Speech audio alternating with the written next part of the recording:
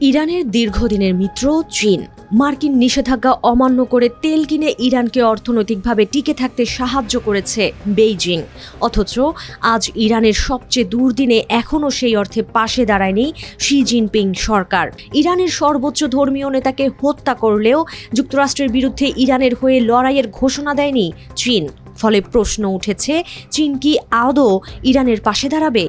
যদি দাঁড়ায়ও, তাহলে সেই সহায়তার রূপই বা কী হবে? মিডল ইস্ট আইয়ের বিশ্লেষণ বলছে, চীন সরাসরি সেনা পাঠিয়ে যুক্তরাষ্ট্রের সঙ্গে যুদ্ধে জড়াবে এমন সম্ভাবনা খুবই কম। আবার বন্ধুর দুর্দিনে কোনো সহায়তাই করবে না চীন, এমনটি ভাবলেও ভুল হবে। এক্ষেত্রে কিছুটা কৌশল অবলম্বন করবে বেইজিং। জাতিসংঘের নিরাপত্তা পরিষদে ইরানের পক্ষে ভেটো ক্ষমতা দিয়ে নীতিগতভাবে অবস্থান নেবে, যেমনটি ইতোপূর্বেও করেছে দেশটি। এছাড়াও জাতিসংঘ সনদ ও আন্তর্জাতিক আইনের ভিত্তিতে পশ্চিমা শক্তির বিপক্ষে তেহরানের পাশে দাঁড়াবে শি জিনপিং সরকার। এছাড়াও গোপনে ইরানে প্রতিরক্ষা সহযোগিতা অব্যাহত রাখবে বেইজিং।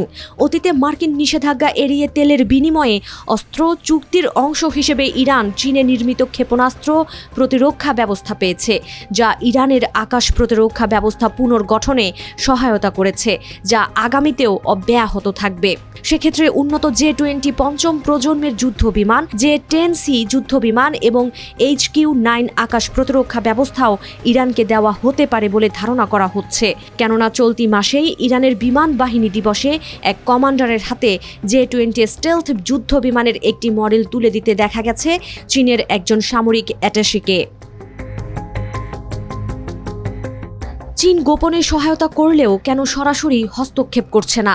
এমন প্রশ্নের উত্তর খুঁজতে গিয়ে জানা গেছে, বেইজিং ইউক্রেন সংঘাতের মডেল অনুসরণ করছে। সরাসরি অংশ না নিয়ে আক্রান্ত রাষ্ট্রের সঙ্গে স্বাভাবিক সম্পর্ক বজায় রাখছে, জাতিসংঘের রাজনৈতিক ও কূটনৈতিক সমর্থন দিচ্ছে, আন্তর্জাতিক আইন লঙ্ঘন না করে অর্থনৈতিক সম্পৃক্ততা চালিয়ে যাচ্ছে। আর এসব চীন করছে যুক্তরাষ্ট্রের সঙ্গে সরাসরি সংঘাতে না জড়িয়েই। আর এই সহায়তা দীর্ঘমেয়াদে ইরানকে টিকে থাকতে সহায়তা করবে, পাশাপাশি প্রতিরোধ গড়ে তুলতে এবং আলোচনায় শক্ত অবস্থানে থাকতে সহায়তা করবে। অর্থাৎ যুক্তরাষ্ট্রের সঙ্গে সংঘাতে না জড়িয়ে তেহরানের পাশে নীরবে ঢাল হয়ে দাঁড়াবে বেইজিং, যা হয়তো আবারও শক্তিশালী রূপে গড়ে তুলতে সহায়তা করবে ইরানকে।